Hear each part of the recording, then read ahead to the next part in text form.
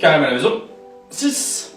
Aujourd'hui, nous allons parler de la croix, au cas où vous n'auriez pas vu qu'il y a des croix.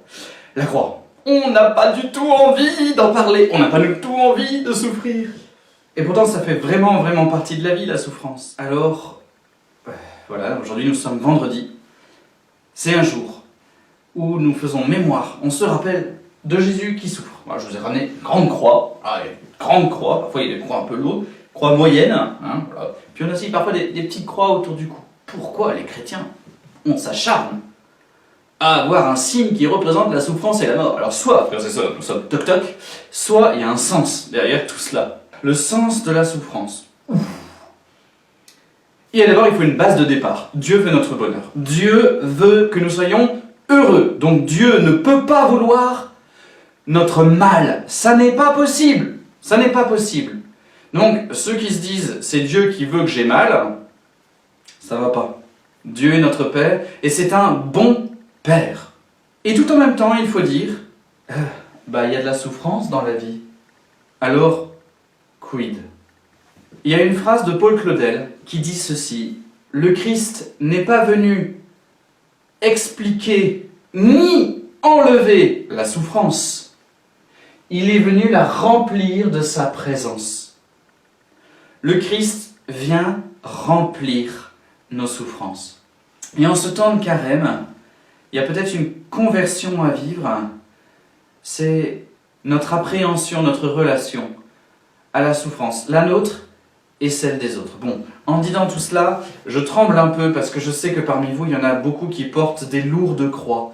Et il ne faudrait pas croire que ce que je dis, c'est youpi, léger la vie. Non, c'est pas facile, c'est pas facile. J'espère ouvrir des chemins et pas charger davantage le bonnet. 2 chemins par rapport à la souffrance. On combat la souffrance et on consent à la souffrance. Combattre, consentir. Enlever, accueillir. Alors c'est un peu paradoxal. Les chrétiens, nous avons vraiment les 2 extrêmes à vivre en même temps. Je m'explique. Combattre la souffrance d'abord. On voit dans l'évangile que sans cesse, Jésus guérit les malades, chasse les démons, console les personnes souffrantes. Et cet évangile du bon samaritain, il nous dit, voilà, quand vous voyez une personne en difficulté, il faut vous arrêter pour l'aider. Donc on combat la souffrance. On a de la compassion, de la tendresse. On veut que les gens ne souffrent plus. Et donc, la médecine est très importante, la tendresse, le coup de fil, voilà, on est avec les gens. En ce moment, voilà, il y a des personnes qui sont vraiment dans l'épreuve, que ce soit à cause du travail ou de la maladie. C'est quand même une période compliquée. Eh bien, nous, les chrétiens, notre attitude, c'est de se dire, je vais aimer. Je vais aimer pour soulager la souffrance. Je vais combattre la souffrance par l'amour. Je veux que la souffrance disparaisse un maximum par l'amour. Et ça passe par plein de moyens différents. Donc, première réaction vis-à-vis de la souffrance, c'est combattre. Quand on est malade, il faut aller voir le médecin. Nous ne sommes pas des masochistes. Non, non, non. Nous sommes amis de l'homme. Nous faisons le bien. Donc, on combat la souffrance.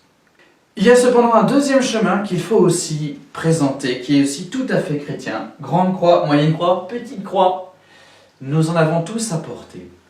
Il y a cette parole très étrange de Saint Paul aux Colossiens. On porte notre croix. Mon bon Jésus, on a eu chaud. La lettre aux Colossiens, chapitre 1, verset 22. Dieu vous a réconcilié avec lui dans le corps du Christ, dans son corps de chair, par sa mort, afin de vous introduire en sa présence. C'est donc par la souffrance, ou plutôt par la mort, ou plutôt par le don d'amour dans sa souffrance et dans sa mort de Jésus, que nous sommes sauvés. C'est très bizarre. Pourtant c'est comme ça. C'est par la mort de Jésus que nous avons la vie. C'est par ses souffrances que nous sommes guéris de notre péché, de notre mal. Il y a là quelque chose qui se passe, qu'on soit d'accord ou non, si on est chrétien, on croit dans le sacrifice du Christ. Dans le corps du Christ, son corps de chair, par sa mort, nous sommes réconciliés avec Dieu. Ce niveau 2, donc, il y a quelque chose de la souffrance à accueillir, à consentir, à reconnaître, à accepter. La mort et la souffrance peut prendre un sens d'amour, non plus en la combattant, mais en l'accueillant. En disant à Dieu, ben voilà Seigneur, j'accepte cette souffrance par amour. Je l'accepte Seigneur, je consens. J'ai fait ce que j'ai pu pour l'éviter. Et je ne la veux pas en elle-même. Jésus l'a dit la veille de mourir. Seigneur, s'il est possible que cette couple s'éloigne loin de moi. Cependant, non pas ma volonté, mais la tienne, ta volonté, Seigneur. Et il est écrit, il fallait que le Christ souffrit, qu'il soit mis à mort et qu'il ressuscite. Il fallait. Tout est accompli.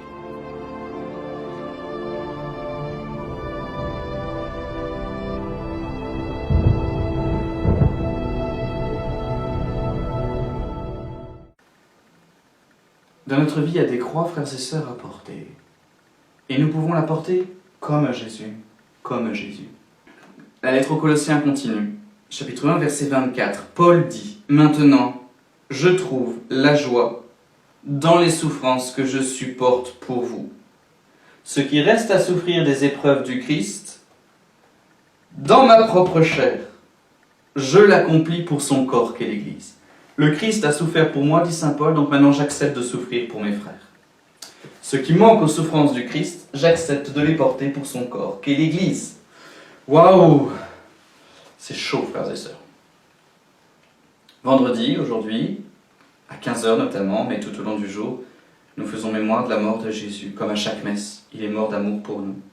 Et en fait, il me dit, Matthieu, est-ce que tu ne voudrais pas toi aussi offrir ton cœur, accepter les souffrances de ton quotidien, et dans tes souffrances, m'offrir ton amour? Petite précision, ce n'est pas la souffrance qui sauve, c'est l'amour à l'intérieur de la souffrance qui sauve. Attention, hein, pas de contresens, Dieu n'est pas sadique.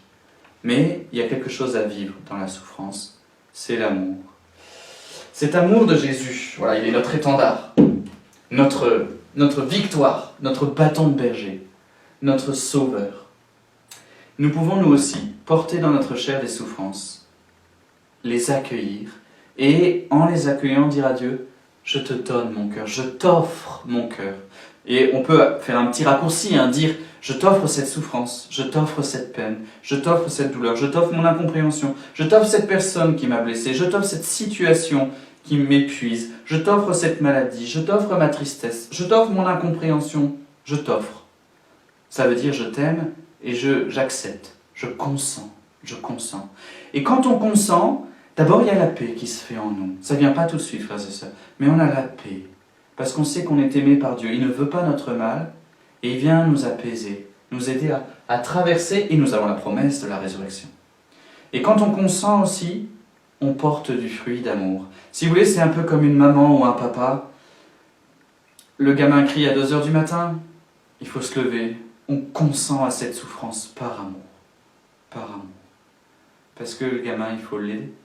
Et spirituellement, invisiblement, nous portons les uns les autres des souffrances. Nous enfantons ceux qui nous entourent. Quelqu'un dans ma famille, que j'aime énormément, il n'y a pas longtemps, a eu un bébé. Cette personne m'a redit que ça fait très mal. Eh bien, c'est la vie qui porte du fruit. La plus belle chose, c'est de donner la vie. Très bizarrement, ça passe par la souffrance. C'est étonnant, hein. Au fond, l'amour, ça fait mal. Mais quand on aime vraiment et qu'on accepte d'avoir mal, on donne la vie et c'est magnifique. Voilà, frères et sœurs, les 2 chemins pour aujourd'hui, pour que nous puissions réfléchir sur la souffrance. C'est pas très joyeux, mais en même temps c'est extrêmement important, ça donne la vie. Est-ce que nous combattons la souffrance dans notre quotidien de ceux qui nous entourent? Est-ce que nous sommes des bons samaritains? Est-ce que nous avons de la compassion? Et donc il faut se battre contre la souffrance. Non, il ne faut pas souffrir. Et en même temps, il faut accueillir aussi les souffrances.